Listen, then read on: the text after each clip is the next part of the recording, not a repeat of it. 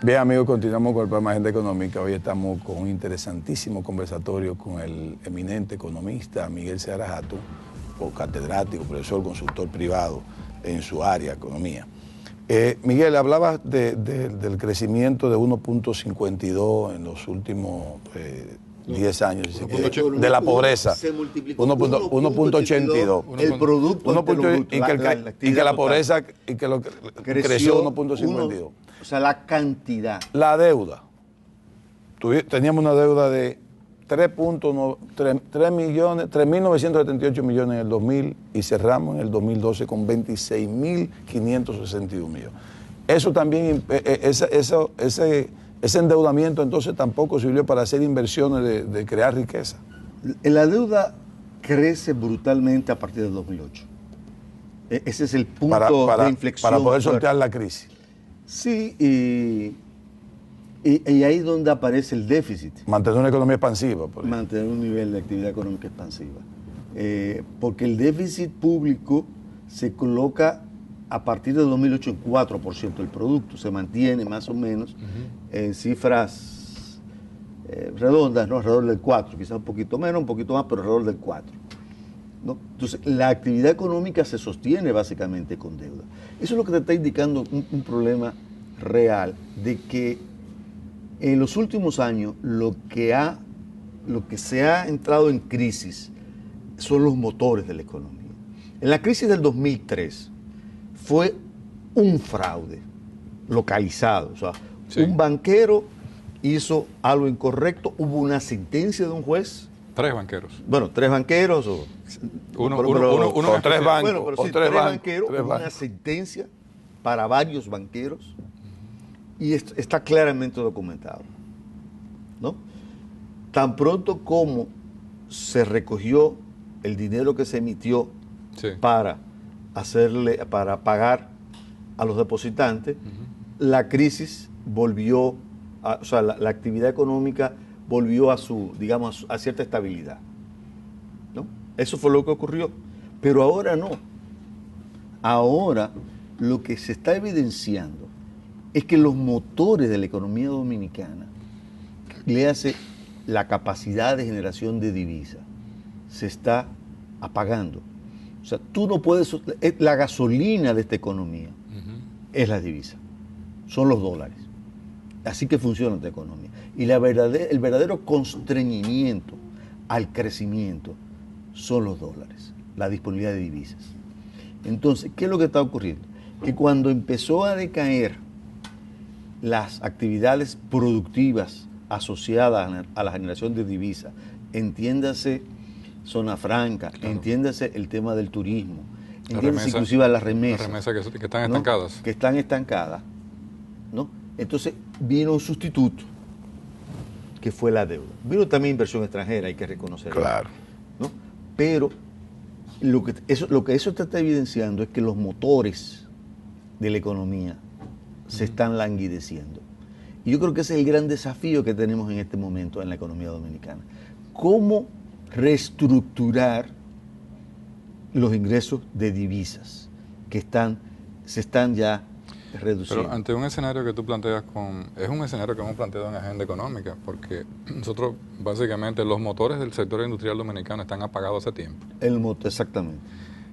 Y ahí hace más crisis con lo que tú planteas que es la realidad, que es una economía que depende de más divisas, porque ese motor apagado, la contraparte son las importaciones de bienes y servicios que tienen que consumir los dominicanos. Entonces, nos coloca en una gran disyuntiva. O sea, tenemos la misma discusión de la competitividad, la estamos esperando hace 25 años, tú sabes qué tanto se ha estudiado, pero ya el país ha ido perdiendo muchas ventajas comparativas y competitivas.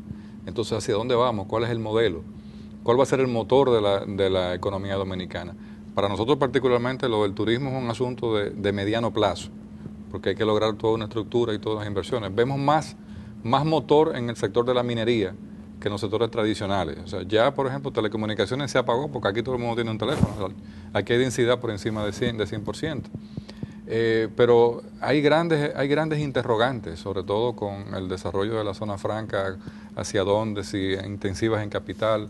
el tema del sector industrial, las remesas estáticas, como tú dices, el turismo que no crece una tasa por encima de un 4 o un 5%. Entonces, mira, con relación al turismo. y si tú unes todo eso a los datos que tú nos has arrojado sobre la mesa y que el público está atendiendo viendo con mucha atención, diría, bueno, pero con esto que tenemos aquí y estos motores apagados, entonces, Miguel, ¿de dónde va a aparecer la gasolina? ¿Y qué tipo de gasolina es la que debe utilizar Danilo Medina en este momento?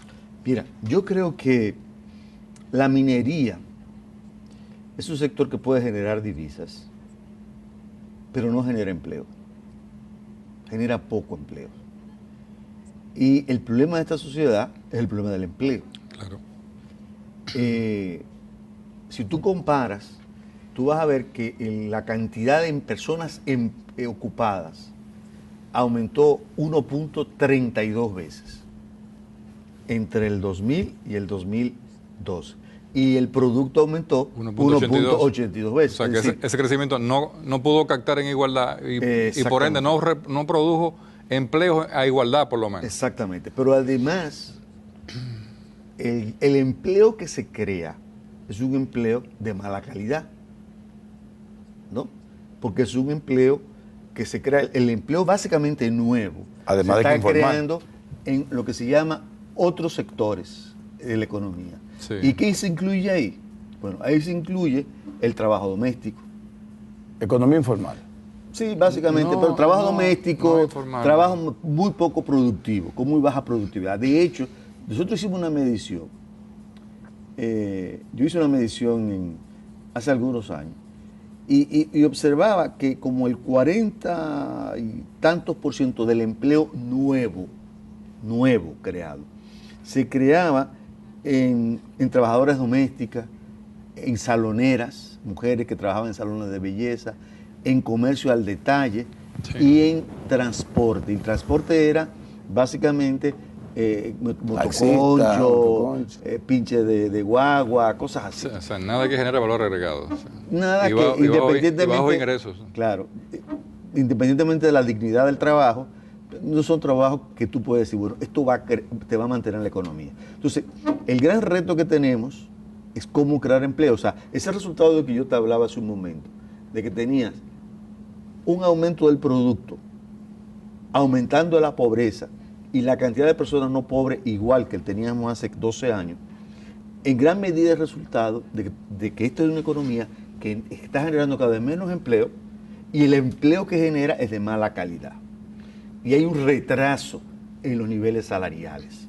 De hecho, el ingreso promedio de una persona ocupada en República Dominicana en el año 2000 es aproximadamente 76% del nivel que tenía en el año 2000.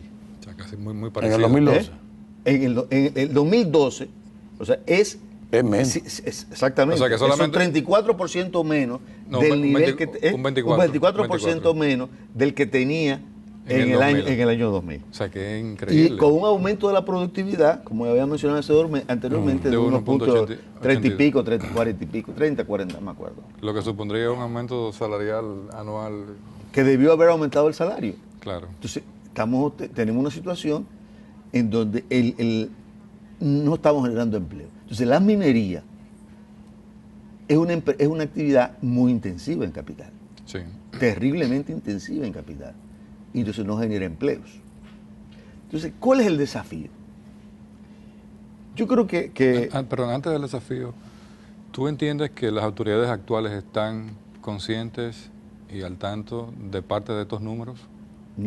Yo me imagino que sí, porque si yo lo calculo, los economistas del gobierno tienen que calcularlo. O sea, eso es la encuesta de fuerza de trabajo de... Pero una respuesta a eso que podría ser positiva es el alto constreñimiento al cual hemos estado sometidos durante los últimos 4 meses en la economía dominicana, producto de la misma reforma fiscal, que ha sido inclusive reconocida por el gobernador del Banco Central como una situación severa. Esa es la expresión que utilizó textualmente. Luis Reyes ha hecho un plan, o sea, cuando presentó la ejecución presupuestaria, también hizo el planteamiento del reconocimiento del constreñimiento y del fuerte ahorro del gobierno para tratar de ir minimizando más rápidamente el déficit fiscal. Pero ese tema de ese manejo fiscal tan rígido, ¿es conveniente o podemos ser un poquito más flexibles, tratar de ser un poquito más expansivos y no llevarnos, tú entiendes, como tan rápido al paredón y después, bueno, vamos a ver cuánto quedaron, vamos a arrancar otra vez? El problema es... Porque esa es la sensación que hay en la sociedad. Sí, mira, yo siempre he dicho que el tema del gasto, inclusive del déficit o del endeudamiento, no tiene por qué ser malo ni bueno per se, ¿no? O sea, yo creo que la deuda no tiene por qué ser mala ni buena. Qué bueno que él lo dice, porque lo hemos repetido tanto en la agenda ¿No? económica. Ni el déficit, sino todo depende de cómo lo gastes. Claro. Y la transparencia que exista, ¿no? Yo soy muy amigo de Luis. Tú haces mucho hincapié en la transparencia. Sí, mucho. Por ejemplo, el tema del presupuesto. No es posible que a esta altura de juego no ha habido un cierre del 2012. Acaba de salir un cierre ahora con... Una presentación del trimestre. No, pero la Cámara de Cuentas acaba de presentar. Yo empecé a leerlo esta tarde. Sí. Y eso es un escándalo.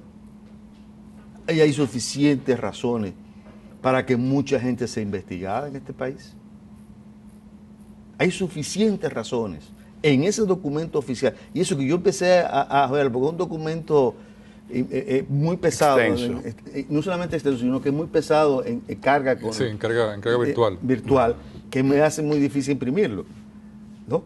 Pero obviamente hay indicios muy claros de que ha habido cosas mal hechas, ¿no?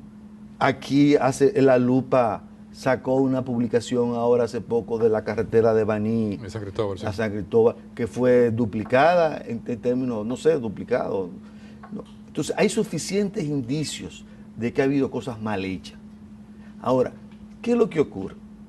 Yo creo que el gran problema de este país es la falta de transparencia y la institucionalidad. Ya va a ser muy difícil que digamos, el sector tal va a crecer o el sector tal va a crecer. Yo quiero que hagamos un poquito de hincapié en la transparencia en el próximo segmento, Miguel. Vamos a un corte, amigos.